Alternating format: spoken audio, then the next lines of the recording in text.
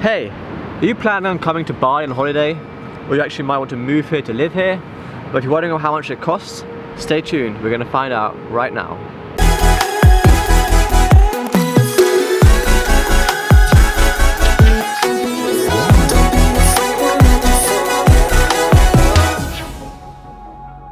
What's up everybody, welcome back to a new video of mine. So in today's video we're talking about the costs of living and visiting Bali.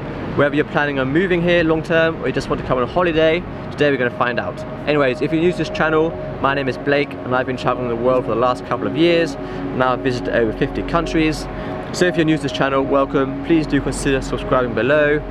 Hit that notification button as well to not miss out on future videos like this. So without further ado, let's get into this video. How much does it cost to live and to visit Bali? Now the first things you need to know is the currency in Bali is the same in all of Indonesia, is the Indonesian rupiah.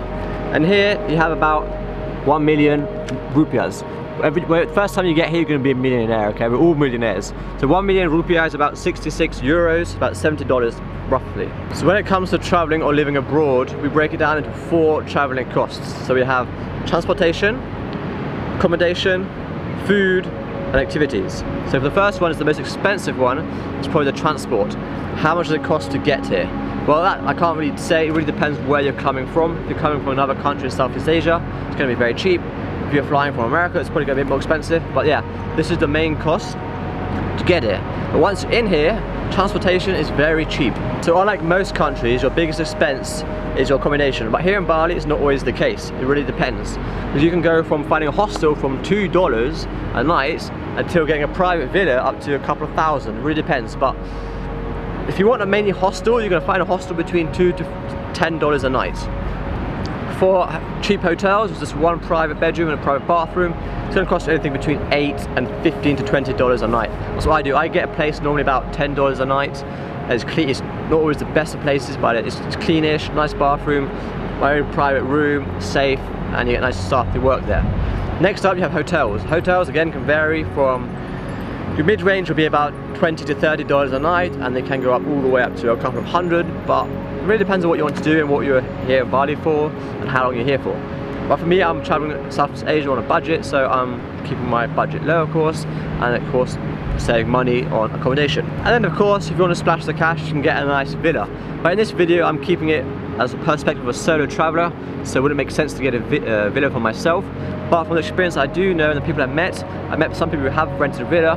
And actually, if you're a couple of you, if you're 4 to 8 people, it doesn't actually work out that expensive. It really depends on what kind of villa and where it is. And if you're the person who's thinking of moving here long term, if you want to get your own place, apartment, it'll cost you anything between $500 to $1,500 per month. Again, it really depends on what kind of apartment, number of rooms, and the location.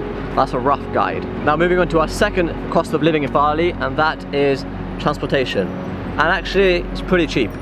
Now once you're in Bali, there's plenty of ways to travel. The most common way is getting a scooter, renting a scooter.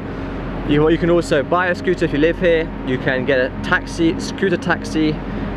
These are the main 4 ways people are going to get around in Bali. So if you're planning on renting a scooter here, it's going to cost you anything between $4 to $6 a day. It really depends on the area, the region. Each different area costs a bit more.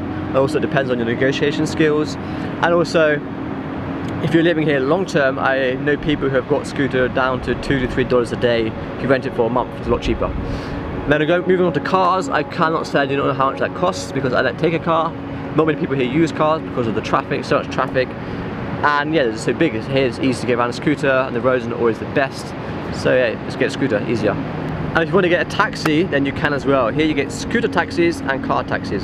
The best way to go about it is to download the application Gojek or Grab. I found that Grab is probably a bit cheaper in general, but they're both very cheap. And so here, just download the application on your iPhone or your Android phone. Then you can order taxis to your home. Basically it's the Uber, but in Indonesia, Bali. Extremely cheap. I was getting like rides, like a good 10-minute ride on a scooter from the north to the south of Canggu for less than 9,000 rupiah. That's like 60 cents. Extremely cheap and affordable. And even if you get like when I went to Ubud, I got a car from the north to the south of Bali, or south to the central part. That was a good hour journey, and it cost me like less than $10, you know. It's extremely affordable. So get that if you want to get a taxi or a scooter. Now moving on to our third cost of living in Bali, and that is food and drinks. Now let's get straight into drinks. Water, okay, water in Bali, you cannot drink it from the tap, it is polluted, so you have to either boil the water, use a filter, or buy bottled water from supermarkets. That's what most people do, that's what I do. It's just easier and safer, and it's very cheap again. It costs you less than 20 cents per litre, it's very extremely cheap. It does taste different to back home, but yeah, it's fine. Like, I've never had any problems with it, my stomach's okay. But yeah, you'll be fine. Just don't drink it from the tap. And then we move on to food. So food really depends again. It can go from eating extremely cheap, like street food market, to eating at local restaurants, people's houses. You get like mid-range restaurants, and you have the commercial brand name restaurants like McDonald's, KFC, all that lot. And then you have like the luxurious fine dining villa kind of cooking, which is a lot more expensive. As for me, I mainly eat at local restaurants where it's extremely cheap. I can get literally a bowl of rice or noodles with chicken and vegetables for like less than $2. It's extremely cheap, and it's very good. And also the people there are very nice, they're very welcome, they take you into the restaurant, they greet you very nice and kindly. And then I normally get like a fresh juice for about, that's things like 15 to 20,000, that's about $1 or so, if that. And yeah, and also you can eat on the street food. I went once to one of the markets down when I was staying in central Canggu, and that cost, I had a bowl of like rice and chicken and soup for like 10,000. That's like 70 cents, like crazy. It wasn't the best of food, but it was fine. I was hungry, so I ate it. But yeah, so I normally eat at local restaurants. And then you can go to the mid-range restaurants where you're going to pay like tax and service fees. This will you normally pay 10% tax, and anything between 4 to 7% service fee. Really depends on the level of the restaurants. And yeah, it's going to be a lot more expensive. Normally I eat and drink lunch and dinner for anything between 40 to 80,000, and that is with a drink. But dinner is a bit harder because lots of the local restaurants close. It's going to be a bit more expensive. You go to like the normal restaurants, that will cost you anything between 100 to 200,000 rupiah, which is still extremely cheap compared to Europe or back home, or even for the US. It's extremely cheap, but you can get cheaper and good, and like just as good, if not better. Then moving on to our fourth and final cost of living in Bali, that is activities. Now this one, again, it can vary dramatically.